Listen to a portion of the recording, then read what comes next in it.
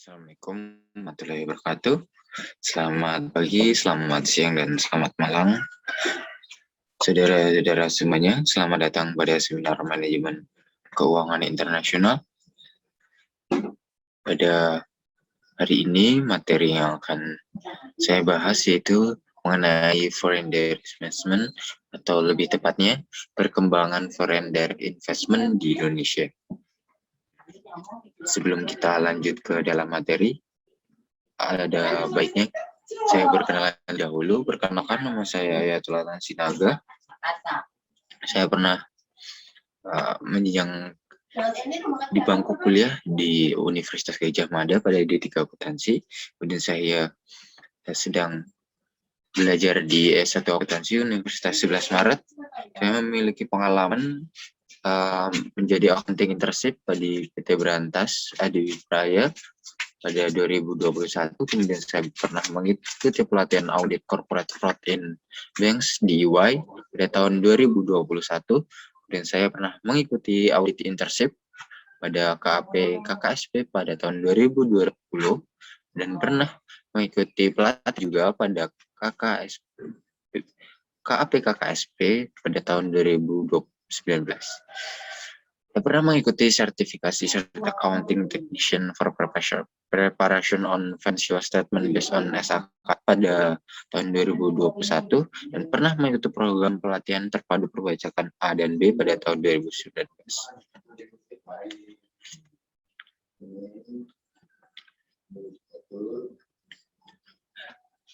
Baik, kita langsung lanjut ke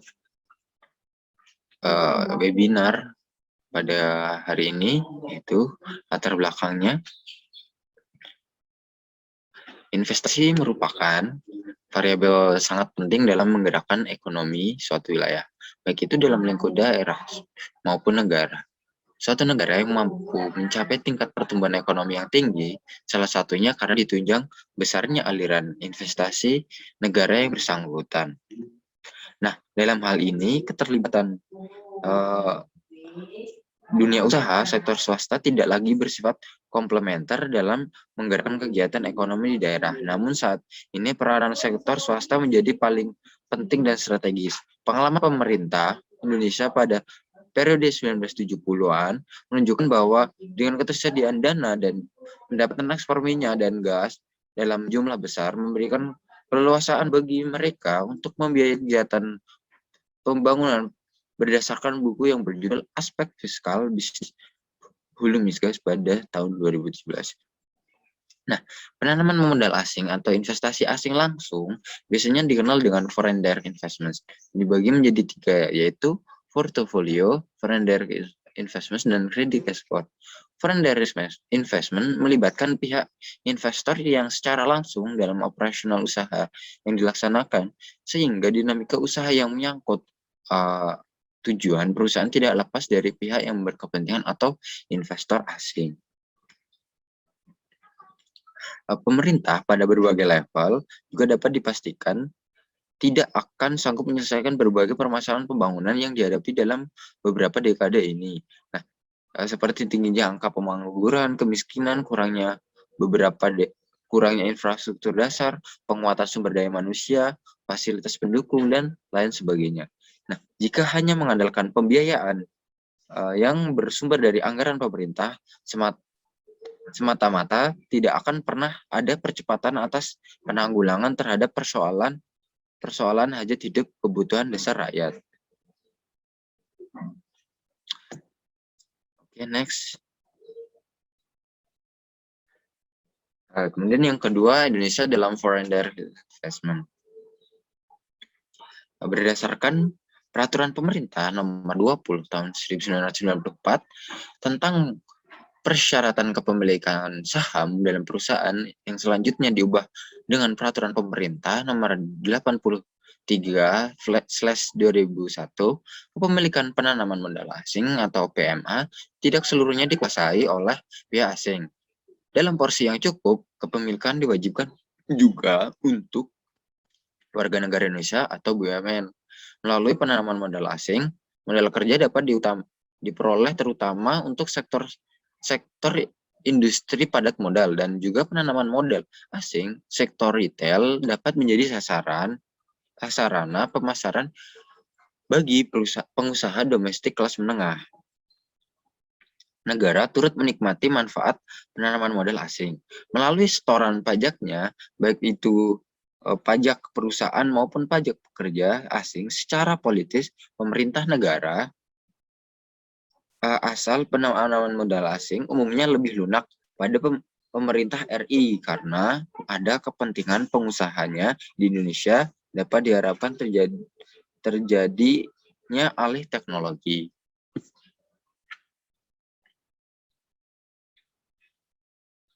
Kemudian ini adalah tabel 10 negara yang telah melakukan investasi asing langsung pada tahun 2019.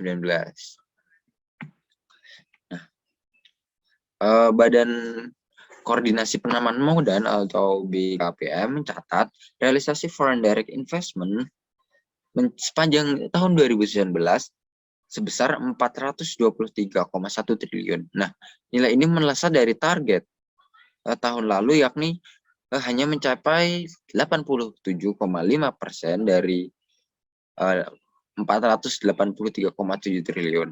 Selama tahun 2019, Singapura masih menjadi negara asal investasi terbesar di Indonesia.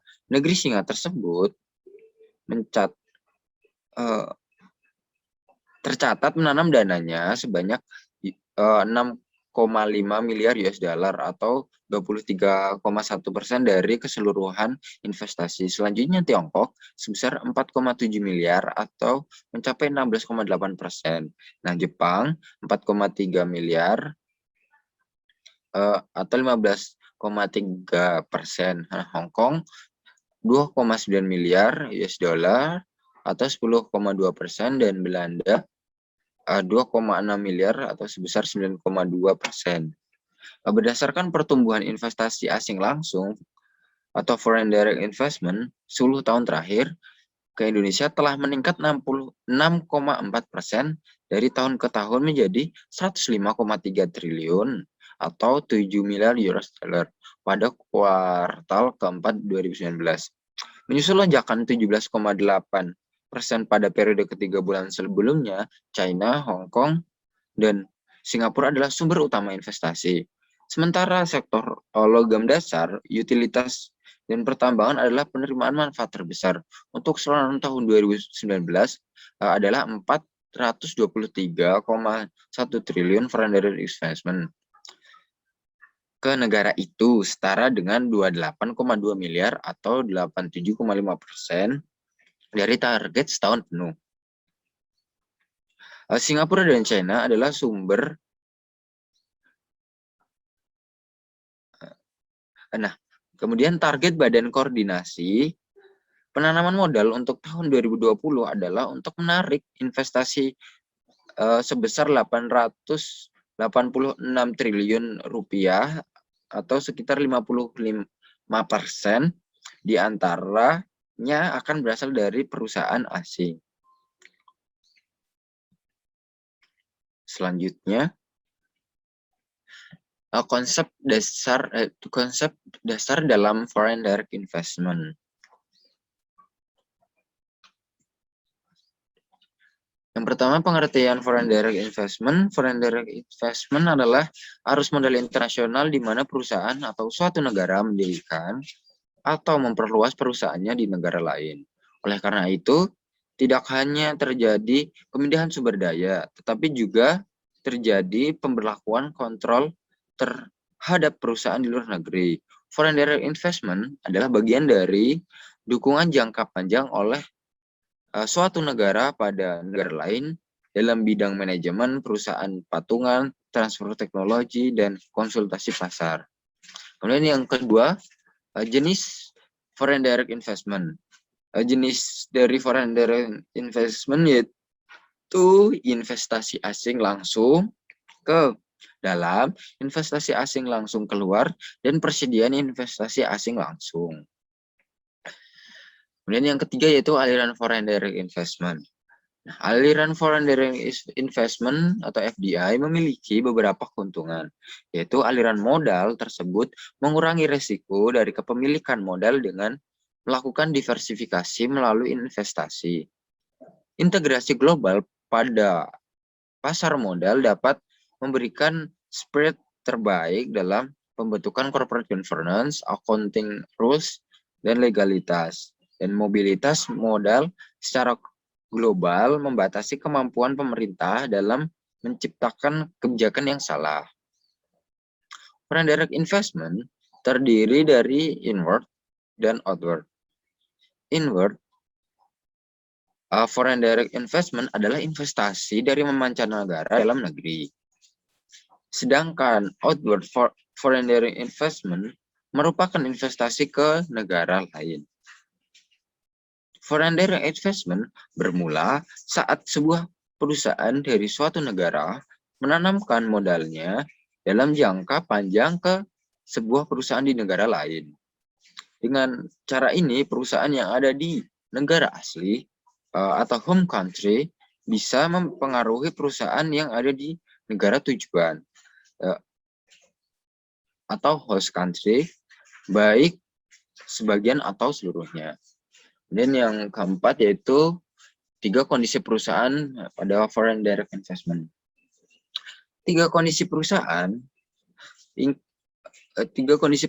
yang ingin melakukan foreign direct investment antara lain perusahaan harus memiliki keunggulan kepemilikan dibanding perusahaan lain.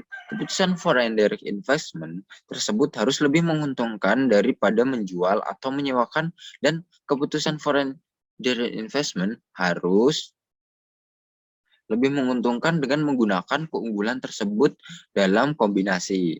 Nah, secara singkat, kebutuhan yang paling utama dari foreign direct investment FDI di beberapa negara berkembang yaitu terbangnya infrastruktur yang memadai dan akses bahan baku yang ada, hubungan komunikasi antara pemangku kepentingan dan jalur transportasi, keterampilan dan biaya upah buruh yang berdampak pada perekonomian masyarakat setempat. Foreign direct investment mempunyai pengaruh positif terhadap upah tenaga kerja pada industri-industri penerima atau receive country. Oke, selanjutnya dasar hukum foreign direct investment di Indonesia. Nah, dasar hukum foreign direct investment di Indonesia yaitu yang paling tinggi yaitu Undang-Undang Penanaman Modal Asing. Kemudian dasar hukum lainnya yaitu melalui Badan Koordinasi Penanaman Modal, kemudian ada Undang-Undang Nomor 1 Tahun 1967, kemudian Undang-Undang Nomor 25 Tahun 2007, dan yang terakhir adalah Undang-Undang Nomor 11 Tahun 2020.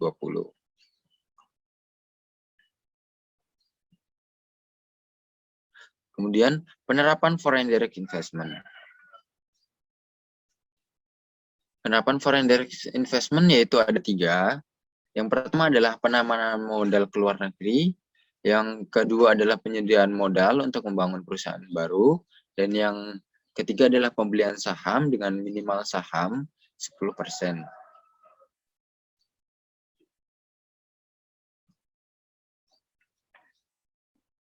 Oke, penanaman modal asing.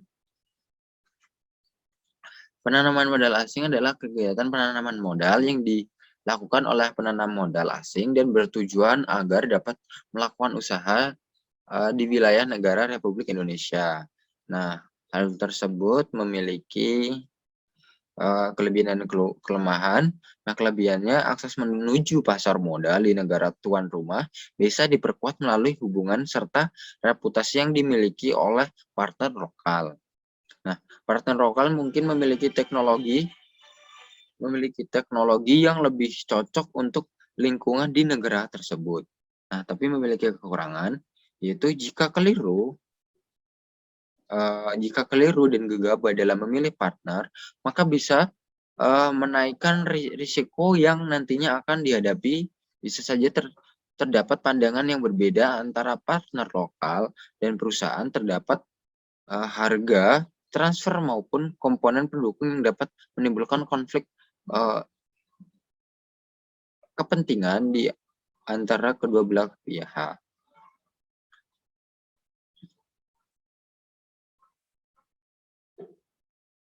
Nah, kemudian ini yaitu penyediaan modal. Nah, bedanya penanaman modal dengan penyediaan modal adalah apabila penanaman modal yaitu memberikan modal pada perusahaan yang sudah beroperasi. Nah, untuk penyediaan modal yaitu memberikan modal kepada perusahaan yang akan dibangun atau belum dibangun atau belum beroperasi di negara lain. Kemudian pembelian saham. Nah, ini berbeda dengan penyediaan modal dan penanaman modal. Apabila penanaman adalah memberikan modal atau equity dan penyediaan modal adalah pemberian modal sebelum perusahaan dibangun, sedangkan pembelian saham yaitu pembelian saham di perusahaan luar negeri dengan minimal kepemilikan saham yaitu 10%. Apabila kurang dari 10%, penanaman modal atau foreign direct investment belum terpenuhi.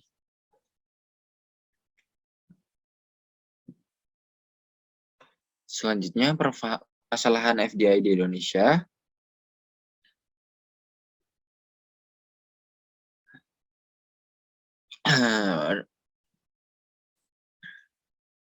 Nah, berdasarkan survei yang dilakukan Bank Dunia, masalah utama yang menjadi penghambat aliran masuk foreign direct investment di Indonesia yaitu perolehan izin.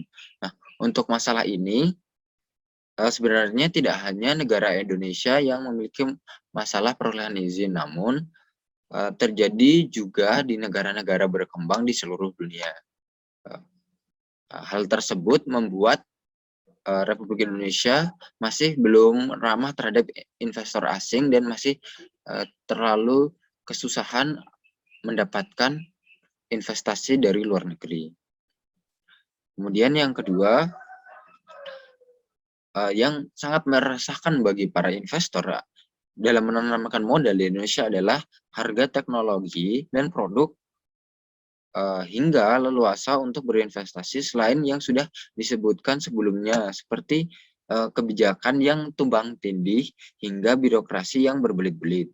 Nah, memang risiko politik dan ketidakpastian peraturan tetap menjadi masalah kritis bagi investor. Dalam survei GIC pada tahun 2019, lebih dari 90% responden di Indonesia menganggap perlindungan investasi terhadap risiko politik sebagai penting atau sangat penting.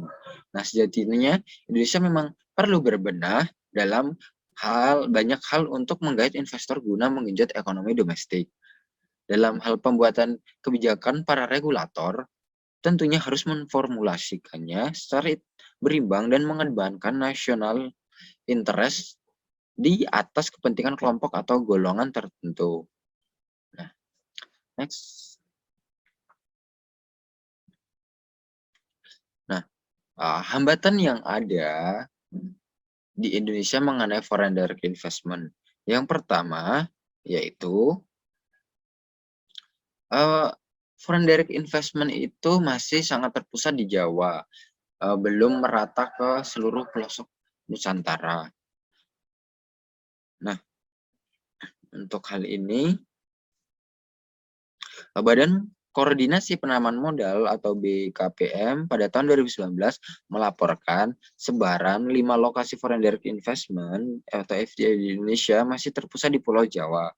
Jika diakumulasikan, alokasi investasi terbesar terdapat di Jawa Barat yaitu 17,4% atau sebesar 68,7 triliun. Investasi tersebut terdiri atas penanaman modal dalam negeri PMDN sebesar 20,4 triliun dan foreign direct investment sebesar 48,22 triliun. Nah, sebaran selanjutnya terdapat di DKI Jakarta sebesar 13,8% atau 54,5 triliun. Di posisi berikutnya adalah Jawa Tengah 9,1% dan Jawa Timur 8,1% dengan nilai total investasi DN dan foreign direct investment masing-masing sebesar 36,2 triliun dan 32 triliun. Maka daripada itu dapat disimpulkan bahwa perlu adanya evaluasi the adversary model dengan evaluasi kembali terhadap program foreign direct investment agar adanya pemerataan yang signifikan terhadap penyebaran foreign direct investment di Indonesia agar program yang dilaksanakan berjalan dengan efektif dan tepat sasaran. Selain program foreign direct investment harus diawasi jika pemerataan foreign direct investment sudah dilaksanakan agar bisa nilai kembali oleh publik. Kemudian yang kedua, adanya ketidaksesuaian hukum ketenaga kerjaan. Nah, pemerintah diminta untuk merevisi Undang-Undang Ketenagakerjaan. Langkah ini untuk menarik minat investor untuk menanamkan modalnya di Indonesia. Hukum ketenagakerjaan atau labor law di Indonesia kurang kompetitif oleh sejumlah investor, membuat para investor kurang tertarik melakukan foreign direct investment di Indonesia. Selama ini investor asing banyak berinvestasi pada instrumen-instrumen jasa keuangan, misalnya obligasi atau di pasar modal, terlihat dari derasnya arus masuk atau inflow ke pasar obligasi sebesar 107 triliun atau 12 triliun sampai 13 triliun pada sahamnya. Seharusnya pemerintah dapat memperbaiki aturan tersebut sehingga akan lebih banyak foreign direct investment yang datang. Salah satunya perbaikannya dengan melakukan studi banding dengan hukum ketenagakerjaan di luar negeri. Sesuai dengan uraian tadi yang saya jelaskan, maka dapat disimpulkan dengan ketidakpastian akan undang-undang ketenagakerjaan masuk pada evaluasi yudisial. Terdapat kepastian hukum ketika suatu program maupun produk hukum lainnya dalam mengundang foreign direct investment yang nantinya berdampak pada investor yang seharusnya mendapatkan kemudahan akan mengalami kesulitan dalam mengikuti siklus foreign direct investment di Indonesia. Kemudian yang ketiga yaitu regulasi percepatan. Perlunya regulasi percepatan akibat hambatan investasi. Nah, pada saat ini sejumlah kementerian tengah merevisi aturan terkait percepatan investasi di Indonesia. Sejumlah peraturan menteri Permen tengah digodok ulang untuk mendukung percepatan pelaksanaan. Nah, menurut percatatan Kementerian Koordinasi Bidang Perekonomian, kini pemerintah tengah merevisi 16 permen. Target revisi permen ini akan terbit akhir tahun ini. Selain itu, pemerintah telah mereview 11 permen yang terbit setelah terbitnya Inpres nomor 7 tahun 2017 tentang pengambilan, pengawasan, dan pengendalian pelaksanaan kebijakan di tingkat kementerian negara dan lembaga pemerintah, serta 17 larangan terbatas untuk memperbaiki kinerja ekspor-impor.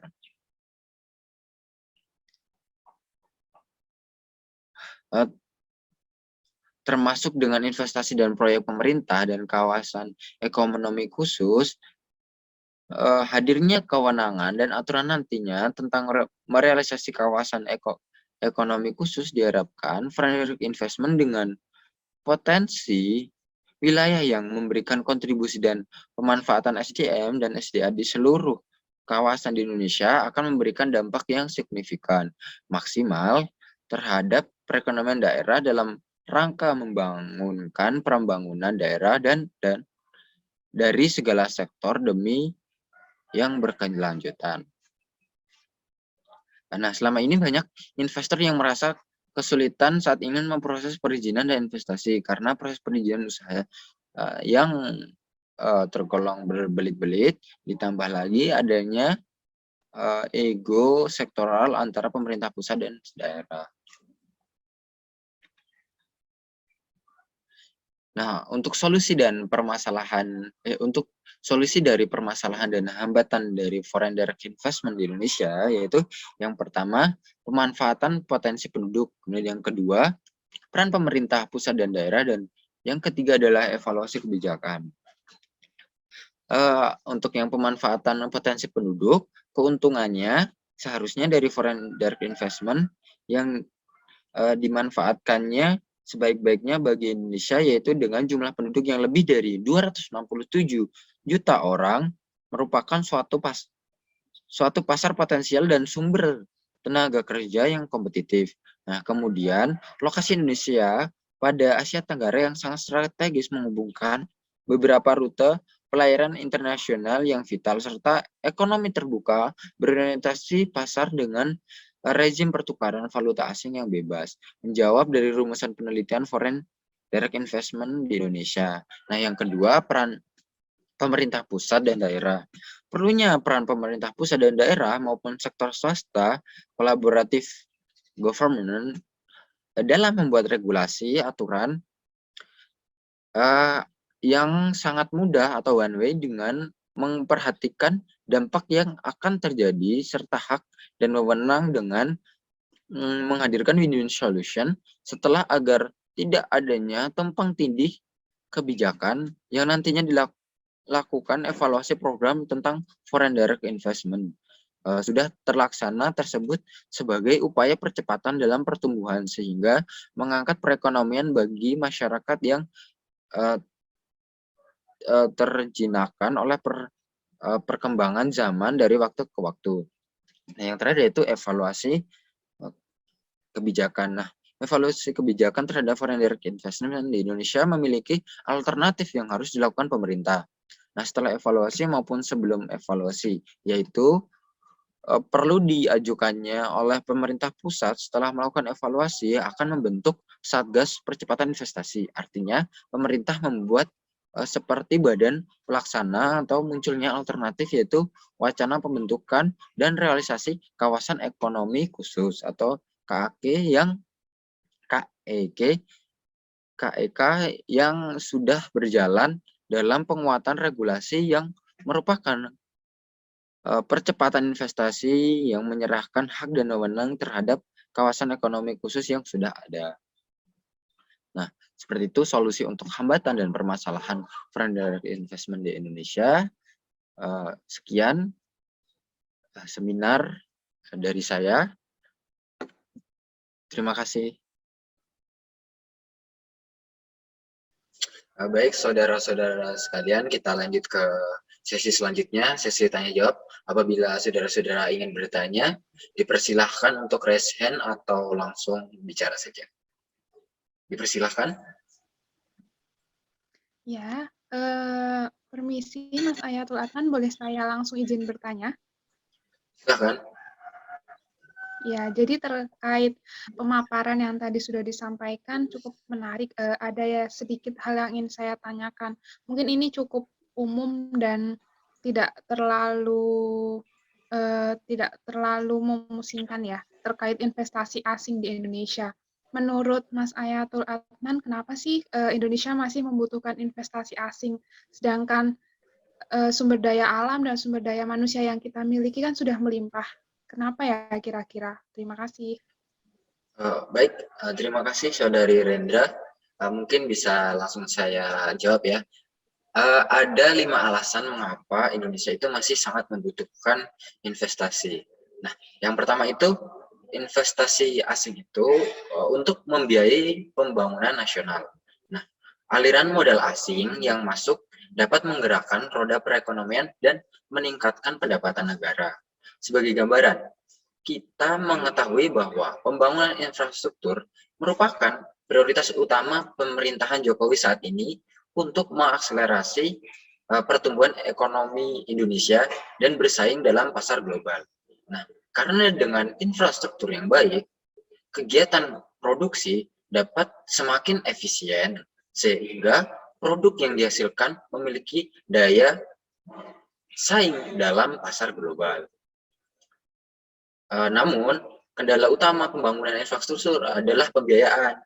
Nah, berdasarkan Rencana Jangka Menengah Nasional atau RPJMN 2015 sampai 2017, total kebutuhan biaya infrastruktur itu mencapai 5.000 triliun. Nah, APBN sendiri hanya mampu membiayai 8,7% dari total kebutuhan sektor infrastruktur tersebut. Nah, pemerintah kemudian meminta kontribusi BUMN termasuk perbankan nasional. Akan tetapi kontribusi yang dapat diberikan BUMN nasional ternyata maksimal hanya 30%. Itu pun telah menyebabkan BUMN gelagapan mencari dana sampai ke Bank Dunia pun memperingatkan risiko beban tambahan akibat eksploitasi BUMN tersebut. Nah, melalui skema KPBU, pemerintah diharapkan dapat terus berusaha menarik peminat pemodal asing untuk bersama-sama melaksanakan percepatan pembangunan infrastruktur di Indonesia. Nah, sejauh ini skema KPBU dipandang cukup berhasil menarik minat banyak investor asing. Kemudian yang kedua itu investasi asing itu untuk peningkatan ekspor. Kita mengetahui bahwa saat ini nilai ekspor Indonesia terus mengalami penurunan hingga memperbesar defisit neraca perdagangan kita. Indonesia juga termasuk negara yang tingkat diversifikasi produk ekspornya sangat rendah. Sangat bergantung pada ekspor komoditas yang harganya cenderung tidak stabil. Nah, dibandingkan dengan negara Malaysia dan Thailand yang sudah mampu mengekspor produk industri manufaktur, kontribusi industri manufaktur Indonesia terhadap ekspor malah justru menunjukkan tren penurunan dari tahun ke tahun. Nah, untuk itu Indonesia membutuhkan investasi asing yang berorientasi ekspor yang dikenal sebagai efficiency seeking investment. Nah, selanjutnya yang ketiga itu investasi asing mengurangi praktik rent seeking. Nah, sudah bukan rahasia lagi bagi kita apabila permasalahan praktik pemburu rente atau rent seeker telah menjadi duri yang mendarah daging dalam pola relasi bisnis dan politik di Indonesia ini. Nah, dugaan praktik rent seeking dalam kasus mafia impor pangan, ketidakpastian dalam urusan perizinan pertambangan, munculnya makelar sampai praktik KKN telah membuat distorsi pasar menjadi tidak kompetitif, serta sistem perekonomian Indonesia yang tidak efisien.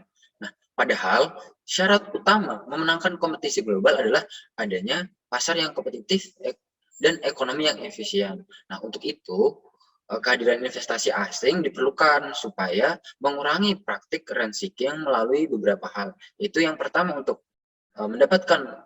untuk menarik investasi asing yang berorientasi ekspor. Kemudian yang kedua, Indonesia membuat perjanjian investasi dengan negara investor asing untuk memberikan jaminan perlindungan dan perlakuan yang sama bagi investor yang asing. Kemudian yang keempat itu yaitu investasi asing itu membantu penyerapan tenaga kerja. Secara teori, investasi asing yang masuk ke Indonesia tentu akan berkontribusi terhadap penciptaan lapangan pekerjaan. Namun, tingkat keberhasilan investasi asing dapat menyerap tenaga kerja belum tentu sama, bergantung pada banyak hal, salah satunya yaitu jenis investasi asing. Tren serapan lapangan kerja dari investasi asing belakangan terlihat menurun. Nah, meskipun secara statistik terdapat peningkatan arus investasi asing. Hal tersebut dikarenakan jenis investasi yang masuk kebanyakan lebih mengutamakan padat modal kegiatan padat karya. Nah, peran pemerintah juga sangat penting untuk memfasilitasi masuknya greenfield investment di sektor-sektor baru yang padat kerja. Kemudian yang terakhir itu adalah spillover dan multiplier effect investasi asing. Nah, hal ini itu investasi asing juga memiliki manfaat lain, baik secara langsung maupun tidak langsung. Investasi asing yang berorientasi ekspor umumnya memiliki comparative advantage di bidang teknologi yang membuat produk barang dan jasa yang dihasilkan menjadi kompetitif dalam pasar global. Nah, apabila investasi asing tersebut masuk ke Indonesia dan memperkerjakan SDM Indonesia, maka secara tidak langsung akan menimbulkan transfer teknologi yang berujung pada peningkatan kualitas sumber daya manusia kita. Nah, seperti itu, Saudari Riandra. Apakah cukup menjawab?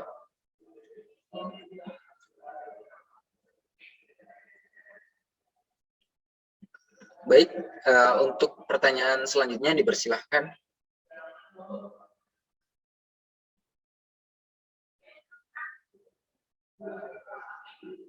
Izin bertanya, Mas.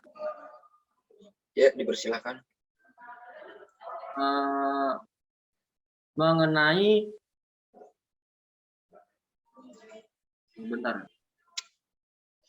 permasalahan atau hambatan apa saja yang sering terjadi dan masih sulit untuk dihindari dalam melakukan FDI di Indonesia ini, Mas. Jadi menurut Mas Ayatul seperti apa? Terima kasih. Baik, hambatan ya dalam foreign direct investment. Yang pertama itu, hambatan yang pertama itu modal yang terbatas atau saving investment gap. Nah, secara umum percepatan pembangunan ekonomi digerakkan oleh investasi yang berfungsi sebagai tulang punggung. Namun, negara berkembang biasanya terkendala oleh modal yang terbatas, sehingga investasi tidak dapat dipacu dengan cepat. Nah, selain itu, kelangkaan modal itu ditutup dengan utang atau investasi asing, sehingga membebani anggaran negara dan mengurangi alokasi untuk kepentingan lain. Nah, alhasil penanaman modal asing menjadi alternatif subsidi utang. Nah, yang kedua itu penggunaan pendekatan investasi ekstraktif. Investasi di Indonesia yang kebanyakan masih menggunakan pendekatan ekstraktif yang berorientasi kepada eksploitasi sumber daya ekonomi dan alam.